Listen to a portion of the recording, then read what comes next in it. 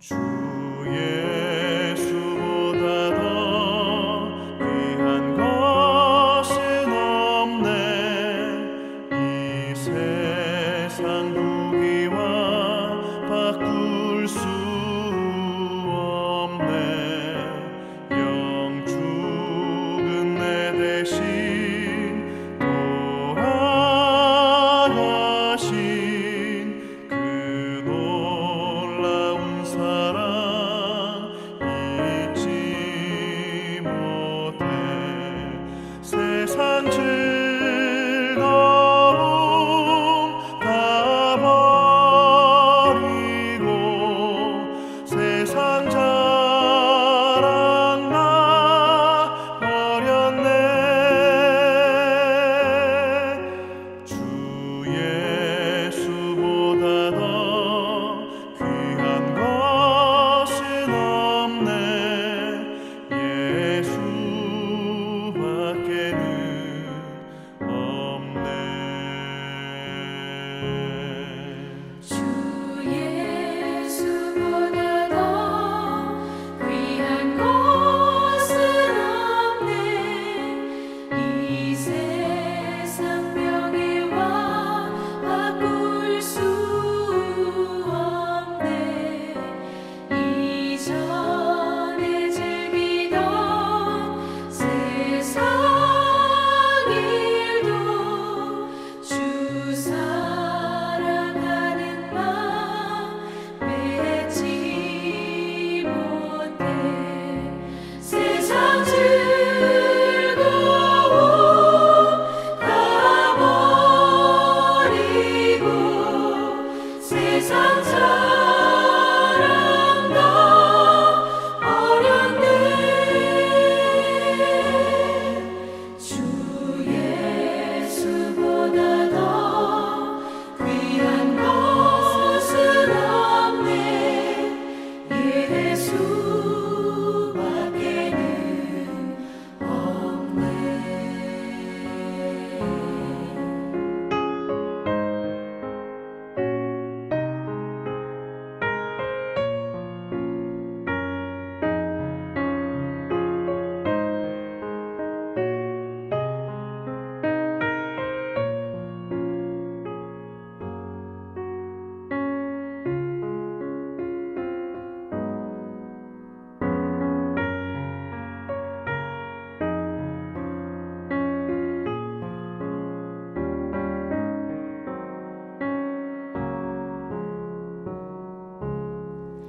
주 예수보다 더 귀한 것은 없네. 이 세상 행복과 바꿀 수 없네. 유혹과 핍박이 몰려와도 주 섬기는 내 맘 변치 않아. 세상 즐거움 다 버리고 세상 자랑 다 버렸네. 주 예수보다 더 귀한 것은 없네. 예수밖에는 없네.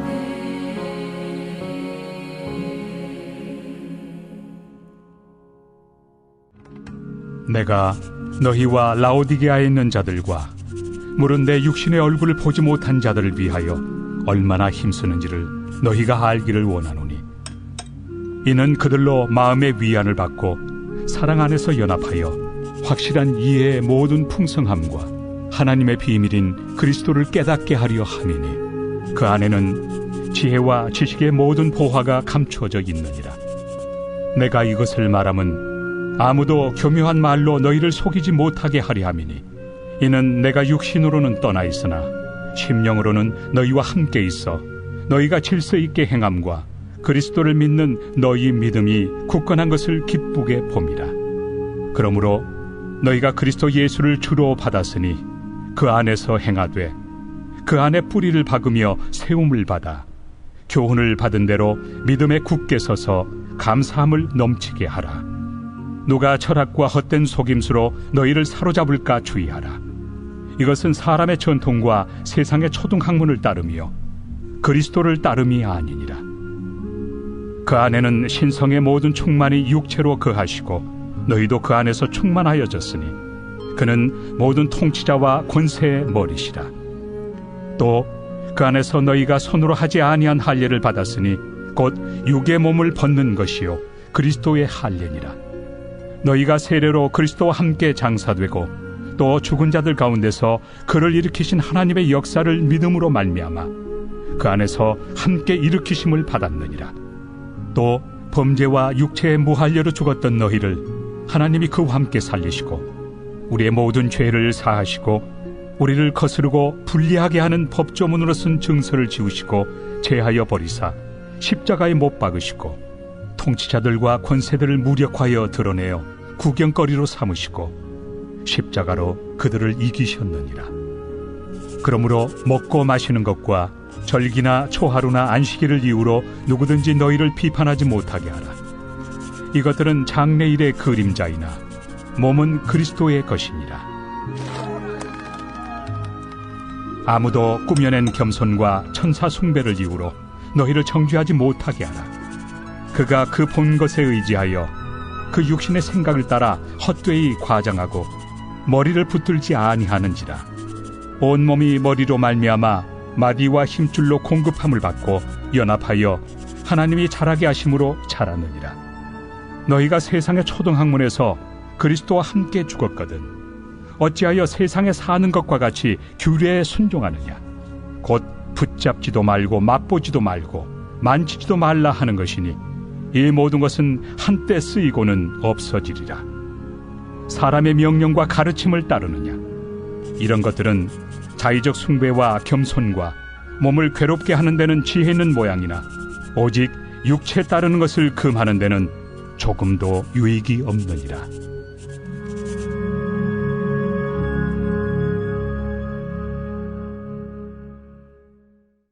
주 안에서 또한 말씀의 자리에 나오신 성도 여러분 진심으로 환영합니다. 오늘도 주 안에서 함께 귀한 말씀의 은혜를 나눈 시간 되기를 소망합니다. 우리 주님께서는 이 땅에서 사람들을 가르치실 때에 천국에 대하여서 비유를 통해 다양한 예를 들어 설명해 주셨습니다. 그 중에서도 참 마음에 깊이 와닿는 가르침은 단연 밭에 감추인 보화 이야기입니다. 마태복음 13장 44절 말씀입니다. 천국은 마치 밭에 감추인 보화와 같으니 사람이 이를 발견한 후 숨겨두고 기뻐하며 돌아가서 자기의 소유를 다 팔아 그 밭을 사느니라. 이 짤막한 한 절의 스토리는 당시에 실제로 사람들이 천재 1호의 기회로 경험했던 횡재의 이야기를 그대로 담아온 것입니다. 전쟁통에 미처 처분하지 못한 보화를 땅속에 감추던 사람들의 습관이 만들어낸 놀라운 기적입니다. 주님은 그 짤막한 이야기로 사람들에게 이런 말씀하시는 것이겠죠.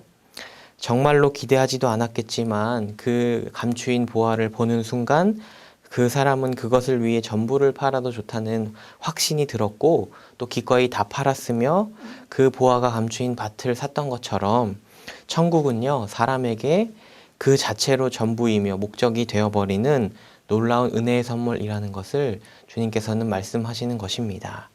그 밭을 가진 것만으로 행복한 것처럼 천국을 가졌기에 더 좋은 것을 필요로 여기지 않는 행복한 사람, 그것이 바로 천국을 가진 사람이라고 우리 주님 말씀하시는 것입니다.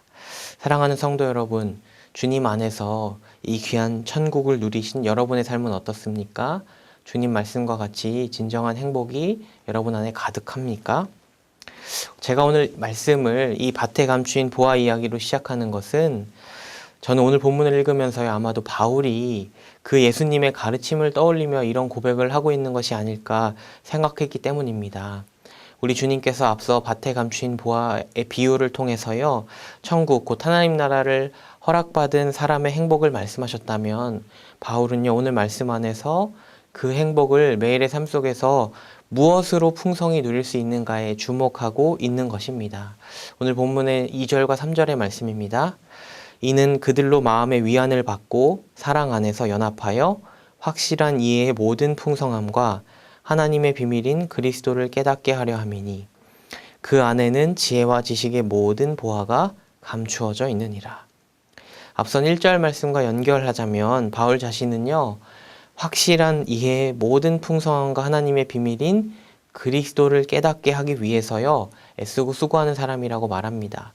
왜냐하면 그 안에는 지혜와 지식의 모든 보화가 감추어져 있기 때문이라는 것이죠. 우리 주님께서는요, 성도된 우리에게 천국을 가리키면서 그 안에 기쁨과 행복이 있다 이렇게 말씀하셨는데, 바울은 이제 천국을 가리키는 그리스도를 바라보게 하면서요, 그 그리스도 안에 있는 모든 충만한 보화를 바라보도록 성도에게 가르쳐주고 있는 것입니다. 사랑하는 성도 여러분, 전 이 말씀 보면서 그런 생각 해봤습니다. 바울은 얼마나 행복한 사람이었을까요? 날마다 주 안에 감추어진 지혜와 지식의 보화를 풍성하게 누리는 사람이었을 테니까요. 그러니 그는 우리가 앞서 읽었던 본문인, 며칠 전에 읽었던 본문인 빌립보서 말씀을 보면 이렇게 감히 말하고 있는 것 아니겠습니까? 3장 7절과 8절 말씀입니다. 그러나 무엇이든지 내게 유익하던 것을 내가 그리스도를 위하여 다 해로 여길 뿐더러 또한 모든 것을 해로 여김은 내 주 그리스도 예수를 아는 지식이 가장 고상하기 때문이라. 내가 그를 위하여 모든 것을 잃어버리고 배설물로 여김은 그리스도를 얻고. 제가 감이라고 말한 것은 그가 경솔한 표현을 했다 이 말 하는 것 아니고요. 오히려 그가 자기 지혜로 유익하다 생각한 모든 것을 부정해도 족하며, 그러니까요, 자기 자신이 가진 모든 소유를 다 내다 팔듯 자기가 지금까지 경험하고 살아왔던 모든 삶을 부정하는 것이 가능하고요. 더해서 오직 주님을 아는 것이 가장 고상하다고 말할 수 있을 만큼 그에게는요, 주님을 바라봄을 통해 누리게 된 지식이 진정한 행복과 담대함을 주었던 것입니다. 사랑하는 성도 여러분, 우리는 이 말씀 앞에 진실된 마음으로 서야 할 것입니다. 그리고 우리 스스로에게도 분명히 물어보아야 할 것입니다. 주님 안에 담긴 지혜와 지식의 모든 보화, 그 보물을 가진 풍요의 마음이 있으십니까? 그러니까요, 내가 주님을 안다는 사실만으로 정말 진정한 만족이 있으십니까? 여러분, 바울은요, 오늘 우리가 읽은 이 2절과 3절의 말씀을 주목해 보면 그 지식과 지혜가 방대하다는 말을 하고 싶은 건 아닙니다. 그러니까요, 내가 그것을 너무나 많이 알기 때문에 행복하고 정말 이 많이 아는 것이 유익하다 이렇게 말하고 싶어 하는 것 아닙니다. 그러니 여러분, 내가 많이 알지 못한다 여기에 집중할 필요 전혀 없습니다.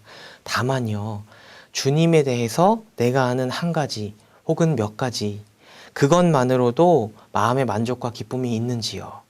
내가 아는 한 가지만으로도 주님을 사랑할 수 있다면, 그래서 내가 천국 가기까지요, 주님만 바라보고 묵상하고 닮아가는 것이 내게 가장 기쁨이라는 그런 마음의 확신이 있는지에 대해서 우리 한번 스스로 질문해 보자는 것입니다. 그러니 여러분, 다시 이렇게 질문하고 싶습니다. 주님을 알게 된 것이요, 오늘도 여러분에게 기쁨입니까? 이 질문은요, 너무나 중요한 질문입니다. 사실 많은 겸손한 성도 여러분들은요, 우리가 잘 모른다, 그리고 잘 모르기 때문에 참 부족하다 이렇게 말하는 말들 참 많습니다. 또 그래서 아쉬워하는 분들도 많이 있습니다. 물론 그 말도 틀린 말 아닙니다.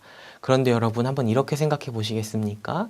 과연 우리가 천국에 갔는데요, 주님이 우리에게 무엇을 물어보실까에 대해서요. 주님은 우리에게요, 너 성경에 여기에 무엇 쓰여 있는지 아냐? 혹은 성경에 여기 쓰여진 게 무슨 뜻인지 아냐?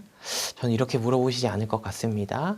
다만 그 말씀을 통해서요, 너 나를 얼마나 사랑하느냐? 주님 그렇게 분명히 물으실 것이라 저는 생각합니다. 여러분, 이 질문에요, 우리 그래도 기쁨으로 이렇게 답해야 되지 않겠습니까? 주님, 저 정말 조금 무지했고 부족했습니다. 하지만 그래도 부끄러운 제 모습 그대로 주님을 사랑했습니다. 이렇게 말이에요. 바울은 그 확신이 있는 사람이었고요. 그 확신을 성도들이 가지도록 힘썼다고 오늘 본문 속에서 분명하게 밝히고 있는 것입니다. 우리도요, 이 보화의 참된 가치를 알 뿐만 아니라 그것을 우리가 정말로 끊임없이 바라보는 사람이기를 원합니다. 그래서 바울은요, 오늘 본문 속에서요, 특별히 골로새서 2장에서 성도에게 강조하는 사실 그것밖에 없습니다. 그리스도를 바라보고요, 그 안에 서라는 것입니다. 먼저 5절 말씀입니다. 이는 내가 육신으로는 떠나 있으나 심령으로는 너희와 함께 있어 너희가 질서 있게 행함과 그리스도를 믿는 너희 믿음이 굳건한 것을 기쁘게 봄이라. 그리스도를 믿는 너희 믿음의 굳건함, 그것이 성도에게 제일임을 바울은 강조합니다. 또한 6절과 7절도 이렇게 말합니다. 그러므로 너희가 그리스도 예수를 주로 받았으니 그 안에서 행하되 그 안에 뿌리를 박으며 세움을 받아 교훈을 받은 대로 믿음에 굳게 서서 감사함을 넘치게 하라. 그가 말하는 바의 핵심 무엇인지 아십니까? 그리스도 예수를 주로 받은 사람이라면 그 안에서 행하고요. 또 그 안에 뿌리를 박으며 세움을 받고요. 또한 교훈을 받은 대로 믿음에 굳게 서고요. 그래서 감사함을 넘치게 하라고요. 오직 주 안에 거하고 주 안에 행하고 주님만을 믿으며 주님 안에서 떠나지 말라고 바울은 강조하는 것입니다. 바울은 오늘 본문 속에서요, 오직 그리스도에게만 집중하는 삶을 우리에게 계속해서 권면합니다. 그가 이렇게 말하는 바는 아마도 당시에도요, 그렇게 주님에게만 몰두해야 하는 것이 맞는데 주님에게서 떠나게 하는 많은 요소들이 있었기 때문입니다. 그래서 바울은요, 그것으로부터 떠나고 경계하고 주님만 바라보도록 계속해서 경계하도록 권면하고 있는 것입니다. 그것이 8절 말씀입니다. 누가 철학과 헛된 속임수로 너희를 사로잡을까 주의하라. 이것은 사람의 전통과 세상의 초등학문을 따름이요 그리스도를 따름이 아니니라. 사랑하는 성도 여러분, 우리가 앞서 다양한 서신의 말씀들을 살펴보아 알듯이요, 바울 당시에도요, 교회의 성도들을 향해서 마치 초등학문을 따르는 것과 같이, 또 세상을 따르는 것과 같이, 또 사람의 헛된 전통을 따르는 것과 같이 성도들을 현혹하는 많은 가르침들이 있었습니다. 그리고 놀랍게도 그 가르침들은요, 성도를 그리스도를 바라보는 일에서 멀게 하는 참 많은 역할을 했습니다. 그러니 바울은 거듭 성도를 향하여서 어찌하여 너희가 미련한 것들을 따르고 헛된 전통을 따르고 그리스도를 바라보지 못하게 하는 많은 초등학문과 같은 것을 바라보느냐, 이렇게 말하는 것입니다. 우리에게도 참 이런 많은 것들 있지 않습니까? 우리가 주님을 믿어 교회를 다닌다 하지만 어느덧 교회 다님이, 그리고 교회에서 하는 많은 일들이 주님을 바라보기보다 그것 자체를 바라보게 하는 일들이 우리 안에도 참 많이 있는 것 같습니다. 그러니요, 우리에게도 이런 많은 문제에 대한 경계함 정말 필요합니다. 그런데 중요한 건 무엇이냐면 그것을 경계하는 일에 가장 우선된 것은 무엇인가? 바로 주님을 바라보는 것이라는 것입니다. 그래서요, 바울은 오직 주님에 대해서 집중하고 주님을 사랑하여 그 안에 담긴 보화를 발견해내라고 거듭 권면하는 것입니다. 바울은 그래서 이정 말씀을 보더라도요, 12절과 15절을 보면 이렇게 말합니다. 먼저 12절입니다. 너희가 세례로 그리스도와 함께 장사되고 또 죽은 자들 가운데서 그를 일으키신 하나님의 역사를 믿음으로 말미암아 그 안에서 함께 일으키심을 받았느니라. 15절입니다. 통치자들과 권세들을 무력화하여 드러내어 구경거리로 삼으시고 십자가로 그들을 이기셨느니라. 바울은요, 그리스도와 연합한 우리는 세상 속에서 자유함을 받은 자들이라는 것입니다. 그런데 이 자유라는 것이요, 결코 방종을 의미하지 않습니다. 오히려 우리는 세상에서 통치자와 권세자들을 무력화한 주님 안에서 그들을 이긴 자이지만, 그럼에도 우리는 자유 속에서 그리스도께서 하신 그대로 걸어가는 자들이라는 또한 것을 말하고 있습니다. 19절과 20절입니다. 머리를 붙들지 아니하는지라 온 몸이 머리로 말미암아 마디와 힘줄로 공급함을 받고 연합하여 하나님이 자라게 하심으로 자라느니라. 너희가 세상의 초등학문에서 그리스도와 함께 죽었거든 어찌하여 세상에 사는 것과 같이 규례에 순종하느냐. 머리이신 그리스도 안에서 자라는 존재이며, 그래서 그리스도에게 순종하는 존재, 그것이 우리라고 바울은 권면합니다. 사랑하는 성도 여러분, 우리는 주님을 따름 자체, 그 자체로 우리가 누구인지를 깨닫는 존재이고요. 또한 그래서 그리스도 안에서 성장하며 성숙하는 존재입니다. 저는 이 바울의 권면의 말씀들을 우리가 온전히 붙들기를 원합니다. 성도 여러분은 얼마나 온전히 주님을 바라보며 살아가고 있습니까?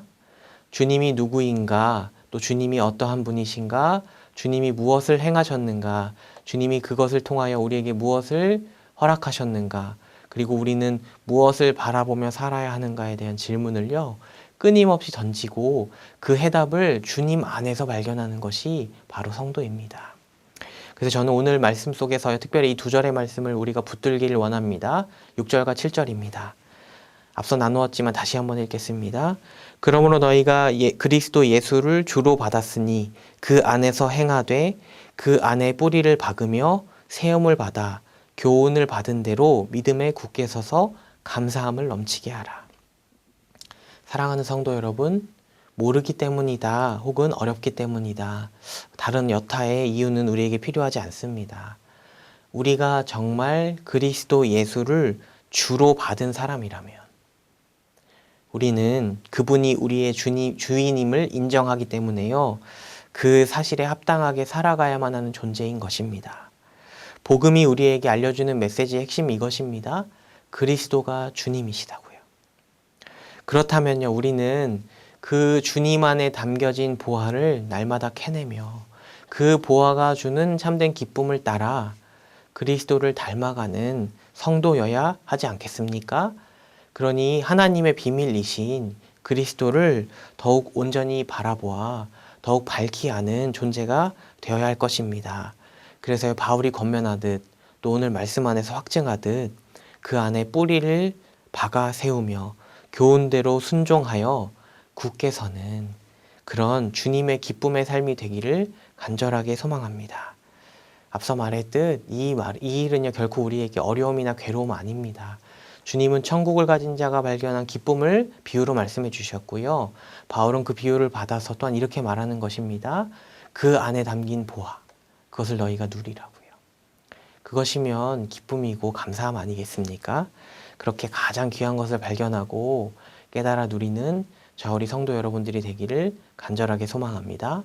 같이 기도하겠습니다. 하나님 감사합니다. 오늘 귀한 말씀 안에서 정말 바울의 그 주님을 향한 귀한 사랑의 고백을 바라보며 우리의 삶을 돌아봅니다. 주님, 우리는 정말로 주님이면 족한 줄로 여기는 믿음으로 살아가고 있습니까? 만약 그렇다면 그것은 막연한 말로 끝나는 것 아니라 오늘도 더욱 주님을 깊이 바라보고 묵상함으로 내가 주님을 닮기 위해서 무엇을 결단해야 할 것이며 내가 주님을 닮은 사람이라면 어떻게 살아야 할지에 대해서 더욱 구체적으로 묻고 또 확인하며 그렇게 주님을 기뻐 닮아가는 우리 삶이 되도록 인도하여 주시옵소서. 세상은 어려움을 말하고 또 환난 중에 있는 것 같지만 그러나 우리는 소망을 바라볼 수 있고 주 안에 담긴 보화를 바라봄으로 날마다 기쁨과 감사의 삶을 살아갈 수 있도록 우리를 붙들어 주시기를 간절하게 소망합니다. 감사드리며 우리 주 예수님의 이름으로 기도드립니다. 아멘. 지금은 우리 주 예수 그리스도의 은혜와 하나님 아버지의 크신 사랑과 성령 하나님의 교통 인도하심이 함께 말씀을 나눈 우리 귀한 성도님들 위해 이제로부터 영원토록 함께 있을지어다. 아멘.